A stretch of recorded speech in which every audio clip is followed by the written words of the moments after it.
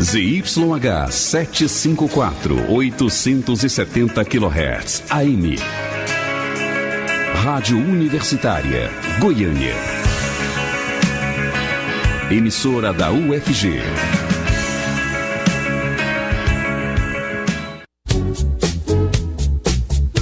Começa agora o Jornal das 6. Independência e credibilidade desde 1980.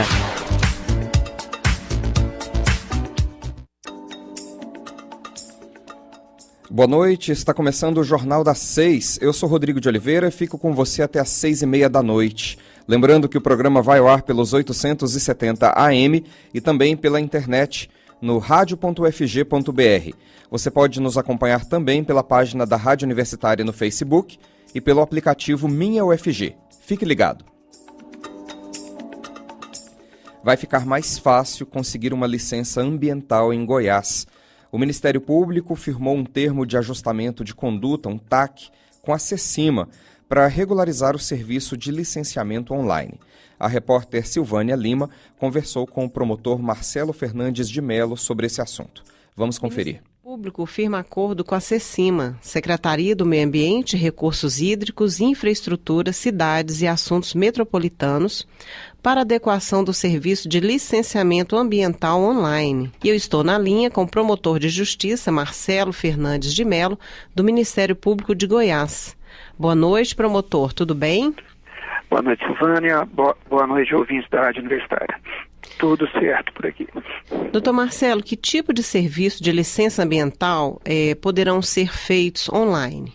Na verdade, o que o Ministério Público objetivou, primeiramente com o deslizamento da ação, e em segundo lugar, com a formatação desse termo de compromisso justamente de conduta, é limitar as hipóteses de licenciamento declaratório que no Estado de Goiás, por intermédio da resolução 010, resolução do Conselho Estadual do Meio Ambiente, 010/14, resolveu-se denominar-se como licenciamento online ou web licenças, que é aquele licenciamento que se faz com menos rigor na formatação do procedimento, com dispensa sistemática ou obrigatória de vistorias e demais diligências técnicas por parte do organismo licenciador, no caso a Cecima. E o objetivo da ação foi que, inicialmente, essa resolução trazia em seu anexo, na parte que disciplinava, que linkava as atividades e empreendimentos passíveis de licenciamento, praticamente toda e qualquer atividade. Então nós tínhamos quase que uma listagem exauriente de toda e qualquer atividade ou empreendimento.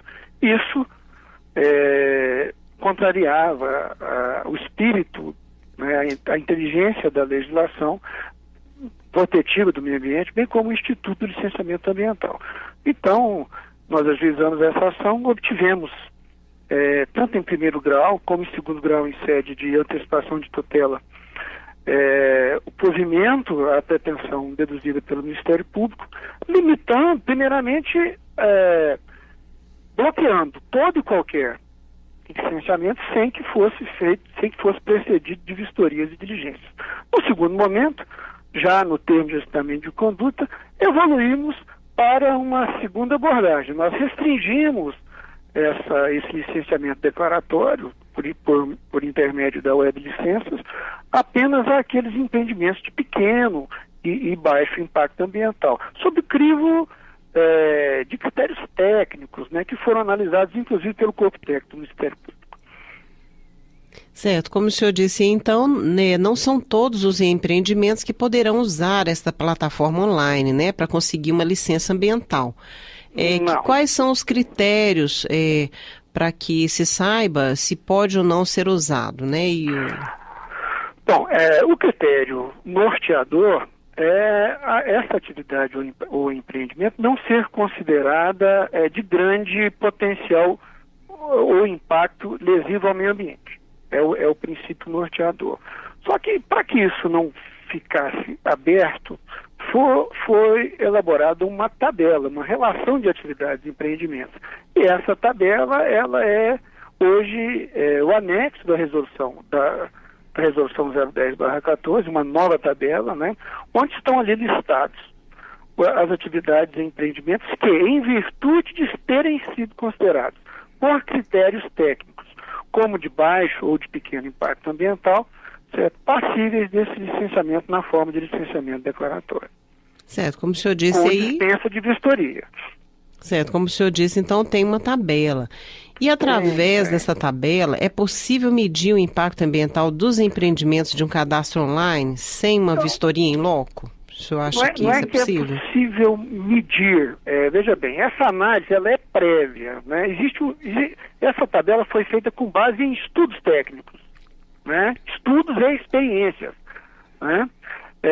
De forma que mensura-se a potencialidade de impacto dessas atividades no meio ambiente. Não é simplesmente por haver a dispensa de vistoria que essa atividade deixará de ser fiscalizada. Primeiramente, para que esse licenciamento se aperfeiçoe, é necessário que informações técnicas sejam prestadas pelo empreendedor mediante uma anotação de responsabilidade técnica. Um profissional da área, um engenheiro ambiental, ele, para a obtenção do licenciamento declaratório, o empreendedor vale-se desse responsável técnico que, mediante a RT, presta informações supletivas ao organismo licenciador, de forma a possibilitar que o organismo licenciador tenha uma impressão com relação àquele empreendimento e de seus impactos e interações junto ao meio ambiente. Então, de início, e somente para aquelas atividades que são consideradas previamente como de baixo ou pequeno potencial lesivo ao meio ambiente, conforme o anexo da Resolução 010/14. Se essa atividade assim considerada, assim listada lá nesse anexo que eu me referi, ela obedecer esse critério de fornecimento de informações mediante a anotação de responsabilidade técnica, esse processo de licenciamento pode ser um processo, vamos dizer assim, mais simplificado, na plataforma disponibilizada pela CECIMA, a chamada Web Licença. E esse licenciamento pode ser obtido de forma online, com a emissão de documentos de pronto, da licença ambiental de pronto por parte do organismo licenciador.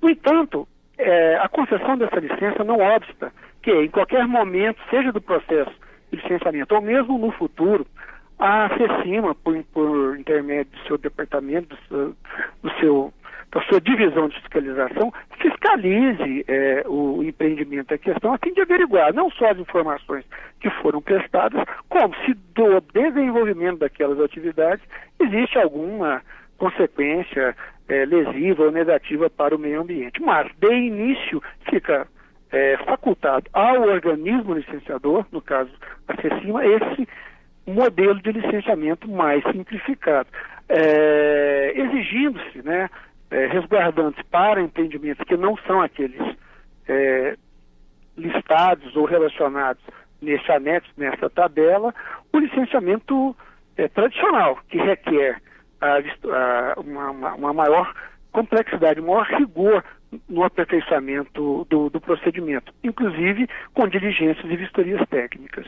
Doutor Marcelo, esse tipo de ajustamento de conduta firmado com a CECIMA contempla e resolve as pendências que o Ministério Público havia questionado judicialmente? Sim, esse plano de ajustamento de conduta, inclusive, já foi homologado pelo Poder Judiciário. Ele põe fim à ação. A ação, ou pelo menos da ação judicial, que é a fase ordinária ou o processo de conhecimento. Ficando esse acordo, uma vez homologado, tem a validade de título executivo judicial, ou seja, se o Estado não cumprir aquelas obrigações, aqueles pré-requisitos expressamente consignados no acordo, no ajuste de conduta, nós não precisamos de ingressar com um novo processo ou com uma nova ação judicial, visto que nós já obtivemos com a homologação do ajuste o chamado título executivo judicial. Aí basta ao Ministério Público, em cumprimento de sentença, que é apenas uma normal fase do processo judicial, em cumprimento de sentença, exigimos do Estado o cumprimento do avançado, o cumprimento do que ficou consignado no ajuste. Eu conversei com o promotor de justiça, Marcelo Fernandes de Melo, do Ministério Público de Goiás. Promotor, muito obrigada por falar com o Jornal das 6 e uma boa noite. Nós aqui agradecemos a oportunidade, uma boa noite. Jornal das 6, nas ondas da Rádio Universitária desde 1980. Sintonize. 6h10. A Prefeitura de Goiânia vai encaminhar um projeto para que pessoas ou empresas dividam responsabilidade para cuidar dos espaços públicos em troca de anúncio no local. As áreas incluem praças, áreas verdes e até monumentos de Goiânia. Para entender melhor esse projeto, nós convidamos o secretário municipal de Planejamento e Habitação, Henrique Alves. Boa noite, secretário. Muito obrigado por falar com o Jornal das 6. Boa noite, Rodrigo. É um prazer muito grande estar aqui compartilhando esse projeto que é um grande passo aí para cuidar bem das nossas praças em Goiânia. Explica para o nosso ouvinte como funciona esse projeto. Empresas e pessoas físicas poderão ser corresponsáveis, então, por praças em troca de anunciar naquele espaço, é isso? Exatamente, Rodrigo. É bem mesmo nesse sentido. Esse projeto não é uma novidade em outros municípios do Brasil, tendo em vista que São Paulo, e outros municípios de porte maior que Goiânia já tem isso estabelecido e muito bem consolidado. Então, é abrir a possibilidade do cidadão, seja pessoa física, empresa, conselho, associações, adotarem um espaço público, no caso uma praça, uma área verde ou um monumento, e manter esse patrimônio. Uhum. Em troca seria, talvez não uma publicidade, mas sim um anúncio institucional, né? Uhum. Uma placa padronizada falando que aquela entidade, aquela empresa, aquela pessoa está mantendo aquela praça. Certo. E qual seria a responsabilidade das pessoas, da empresa, das pessoas jurídicas ou até das pessoas físicas, né, que queiram participar desse projeto? E qual seria a responsabilidade da prefeitura também com essas praças? Bom, Rodrigo, caso o projeto passe na Câmara Municipal de Goiânia, a empresa ela seria responsável pela manutenção do espaço verde, no caso, por exemplo, a poda, a irrigação daquele espaço, a manutenção dos próprios públicos, né, dos mobiliários urbanos, como bancos, pontos de ônibus e assim sucessivamente. E em troca ela vai ter aquilo que eu mencionei, né, que é a questão de poder fazer esse anúncio institucional padronizado naquele espaço, e com uma possibilidade também, Rodrigo, da pessoa poder reurbanizar aquele espaço, desde que, claro, com o projeto urbanístico, com o devido RT, aprovado pela Secretaria de Planejamento Urbano e Habitação. O papel da prefeitura seria de aprovar esse projeto e talvez de fiscalizar a obra depois. Isso, a propriedade do espaço ela continua com o poder público, isso não muda. É apenas de manutenção do espaço. Vai caber à prefeitura fiscalizar se essa empresa, se essa pessoa física está cumprindo com aquilo que foi acordado com o município, né? Se ela está mantendo corretamente aquele espaço, e também tomar providências no caso de fiscalização ou mesmo na aprovação de um projeto de reurbanização daquele espaço, no sentido talvez de até revogar em caso de não cumprimento, ou pedir que o serviço seja prestado de maneira correta. Agora, em que pé que está o projeto? Ele já foi encaminhado para a Câmara Municipal? O projeto já está pronto, né? O projeto de lei, isso já tem sido discutido no decorrer de todo o mês passado e esse mês aqui junto ao Poder Público, né? Junto à Prefeitura e entidades. E a intenção do município se não essa semana, quando a Câmara voltar do recesso, aí, início de agosto, já encaminharmos esse projeto para ser analisado. Nós conversamos aqui sobre praças. Goiânia é cheia de parques gigantes, né? Tem o Areião, Vaca Brava, o Flamboyant, o Jardim Botânico, diversos parques. O Jardim Botânico, inclusive, precisa passar por uma reurbanização, né? É uma região um pouco complicada da cidade, até com quesito de violência também. Esses parques maiores também estão incluídos nesse projeto? Inicialmente não, Rodrigo. Essa é uma discussão que nós estamos travando aqui internamente, uma vez que esses parques, né, essas unidades de conservação, elas possuem uma legislação específica. Então, uma gestão que é coordenada pelo órgão ambiental da cidade, que é a AMA, e toda uma legislação federal que deve ser observada. Então, nós ainda estamos verificando a possibilidade de incluir ou não esses espaços, né? Imediatamente, eu posso te falar que hoje eles não estão sendo contemplados nesse projeto em específico. Por enquanto seriam só as praças. Nada impede que em breve, após uma discussão com técnicos, não só da prefeitura, como da sociedade, de uma maneira geral, nós tentemos a incluir ele, claro que mediante certos critérios. Claro. Agora, em Goiânia, há 2 praças, né, cujos cuidados estão sendo feitos de maneira precária, por enquanto, pela população, sem a devida regularização, aí, que são as praças da Rua T25 e da Rua T23, em que associações de moradores realizam a manutenção ali daqueles locais. Como é que está essa parceria? Esse projeto de lei também deve contemplar essas 2 praças e talvez regularizar essa manutenção que, por enquanto, legalmente é precária? Com certeza, Rodrigo. Na verdade, não existe nenhum tipo de ilícito ou crime dessas pessoas, dessas associações, cuidarem dessas praças. Claro. Elas não podem alterar o projeto, ou qualquer mobiliário, ou qualquer vegetação naquele sentido, apenas manter.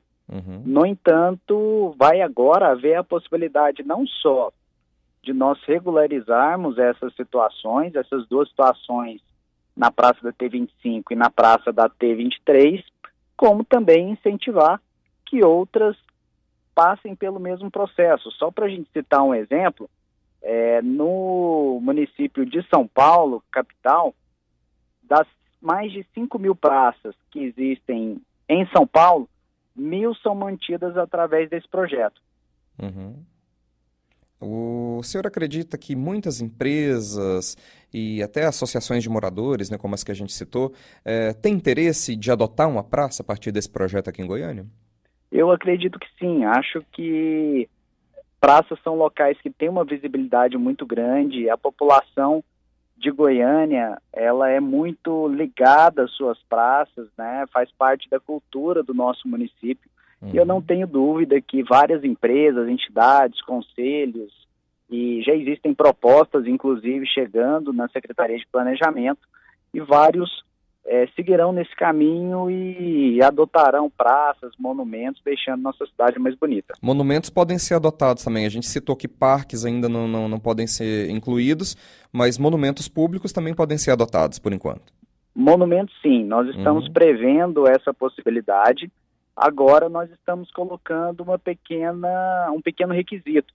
No caso de tombamento, caso esse monumento seja tombado, seja pelo IPHAN, seja pelo Estado ou pelo município, essa adoção e manutenção vai depender da autorização e dos critérios destes órgãos que tombaram o monumento. Claro.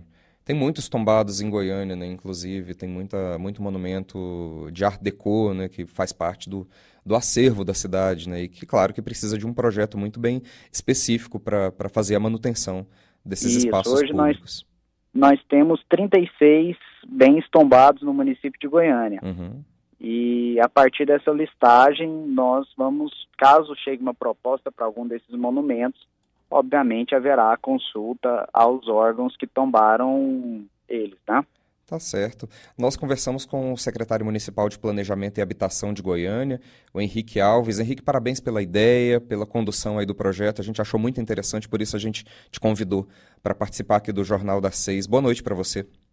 Boa noite, Rodrigo. Eu que agradeço a participação a colaboração. Acho que é importante divulgarmos e conversarmos sobre ideias e projetos como esse, e esperamos em breve que isso se torne uma realidade em Goiânia. Tomara. 6h19, a gente faz um pequeno intervalo e volta já com o Jornal das 6. Intercampus Educação e Ciência nas ondas da Rádio Universitária. De segunda a sexta, às 11h30 da manhã, com reprise às 5h30 da tarde. Não perca!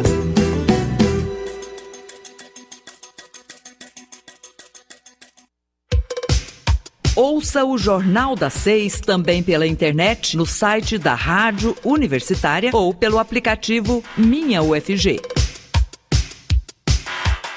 Publicada a lei que determina cabeamento subterrâneo de energia nas redes de alta tensão de Goiânia. A lei foi apresentada pelo vereador Elias Vaz, do PSB, e aprovada por unanimidade pela Câmara Municipal de Goiânia. E é com ele que eu converso agora por telefone. Boa noite, vereador, tudo bem? Boa noite. Todos os cabos de energia aqui de Goiânia serão trocados. O que diz a lei especificamente? Bom, a lei, ela diz que dentro de determinado prazo, nós evidentemente toda essa rede de alta tensão, ela não poderá mais continuar existindo da forma como ela está, ou seja, exposta, colocando tanto, trazendo problema estético, de saúde e até mesmo segurança para a cidade.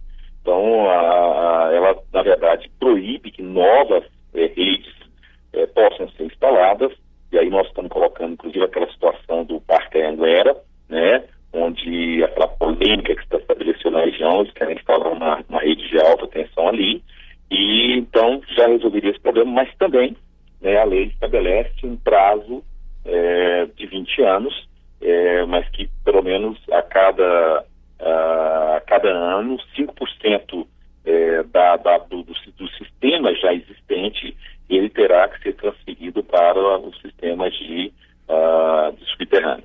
Mas é só para cabeamento de alta tensão, então explica para o nosso ouvinte, não é todo o cabeamento de energia elétrica da capital, não. O ideal era exatamente que a gente tivesse todo esse sistema elétrico, essas linhas de transmissão, não só as redes de distribuição, mas as linhas, não só essas redes de alta tensão, mas também essas de distribuição, fossem todas efetivamente subterrâneas.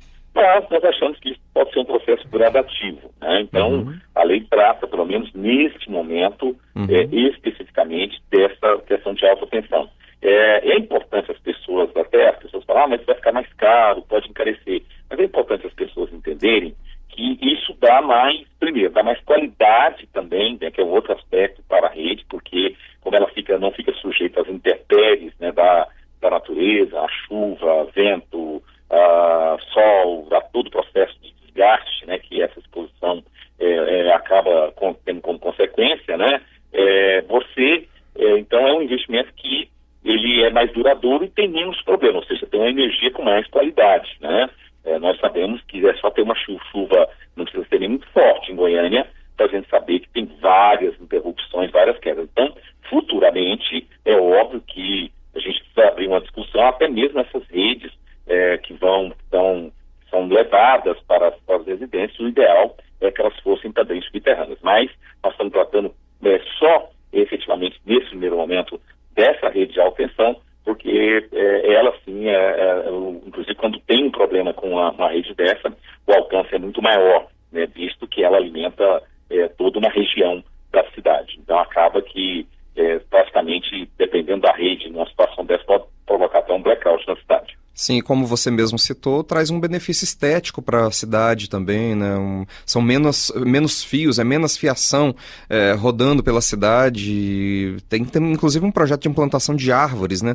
Nos locais onde hoje estão esses postes de alta tensão, né? Vai melhorar um pouco o aspecto da capital. Exatamente, né? Isso a gente vai trocar esses trombolhos desses postes aí que dão sustentação a essas redes por árvores que, claramente, do ponto de vista urbanístico, não tem nem comparação, né? Interessante dizer que nos países, se a gente pegar, por exemplo, a Itália, onde essa empresa Mel, que comprou a Celg, o local que ela, a Enios, né? A empresa Enios, que é essa empresa que é da Itália, né? Lá, por exemplo, na cidade tivemos uma audiência pública aqui na Câmara Municipal, onde eu até questionei se lá eles faziam esse tipo de cabeamento sem ser subterrâneo. Eles disseram, não, nós respeitamos a legislação de cada local. Eu falei, tá bom, então nós vamos fazer a nossa legislação aqui, entendeu? Perfeito. Porque lá, no país, na Europa, onde essa empresa é originária, né, a Enios, ela na verdade respeita a sociedade. Então, lá o cabeamento também é de primeira qualidade, porque aqui não seria também, né? Já que... exatamente. E lá é subterrâneo, é de primeira qualidade, e aqui nós também exigimos isso. Né? Afinal de contas, nós somos seres humanos e também queremos ser respeitados da mesma forma. A empresa já se manifestou, então, e vai respeitar a lei e trocar pelo menos 5% desse cabeamento a cada ano. Ela manifestou isso quando ela justificou por que ela não fazia subterrâneo. Agora, ela disse isso numa audiência pública que nós tivemos aqui na Câmara, discutindo o problema dessa polêmica dessa rede no Parque Anguera, e eles foram irônicos em dizer isso, né, que eles respeitavam a legislação de cada país, de cada cidade.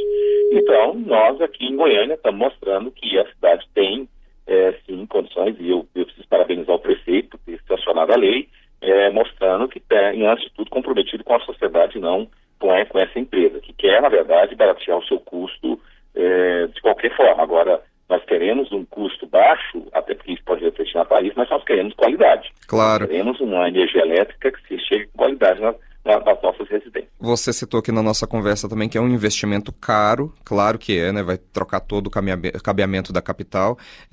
A Enel quem vai pagar por essa troca? Ou você acha que corre o risco dessa taxa cair no bolso do cidadão na conta de luz? Não, eu acho que isso, no primeiro momento, o que quem precisa entender é o seguinte: pode até ser que isso diluído, né? É claro que vai diluir por todos os contribuintes, né? Todas as pessoas que usam energia, só que isso, no primeiro momento, pode ter um pequeno impacto, que não pode ser muito grande, porque até porque nós não estamos falando de alterar toda a rede, só de alta tensão, mas isso do ponto de vista da qualidade do futuro, porque evidentemente que a manutenção desse tipo de equipamento ele acaba barateando ao longo do tempo, porque é um equipamento que não fica exposto, né?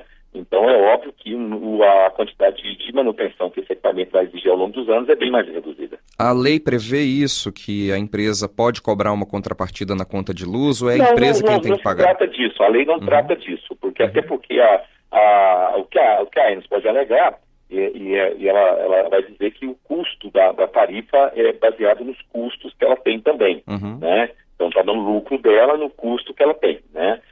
Mas o que eu estou dizendo é que esse tipo de investimento ele é necessário, porque nem que diminua um pouco o lucro das empresas, até porque nós temos que saber fazer uma boa negociação disso, até porque na hora que quem define o valor da tarifa já não é a prefeitura, é a Agência Nacional de Energia Elétrica, a ANEEL. Então ela que, na verdade, acaba fixando essas tarifas, né? Então ela pode levar em conta os valores que foram das várias despesas que a empresa pode ter, né? Então ela pode alegar isso pode trazer algum impacto, mas eu acredito que seja pequeno, né? E como eu disse, o custo-benefício disso, eu acho que a gente tem que analisar, ou seja, nós vamos ter uma energia de mais qualidade, porque por enquanto a energia em Goiânia tem sido uma das piores do país e a nossa tarifa é uma das maiores. Com mais segurança também, né? Só da gente não ter que lidar com um fio de alta tensão aparente, né? Agora, só para a gente encerrar nosso bate-papo, vai haver uma fiscalização? Que órgão que vai fiscalizar se o serviço de troca desse cabeamento está sendo feito, por exemplo?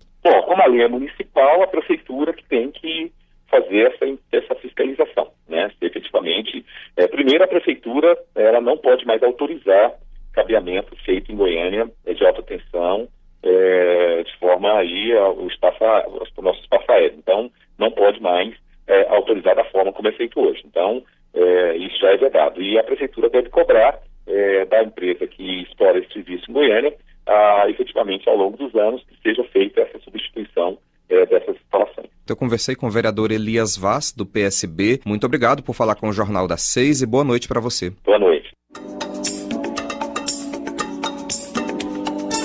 Estamos apresentando Jornal das 6.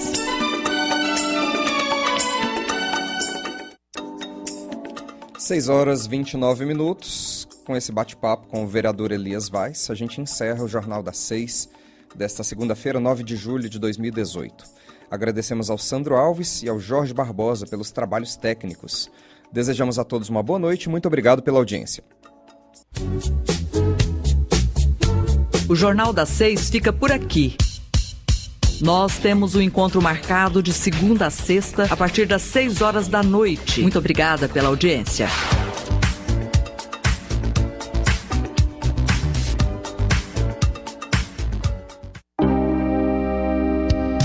Universitária Goiânia, 870 AM. Música, informação e diversidade cultural. Emissora da UFG.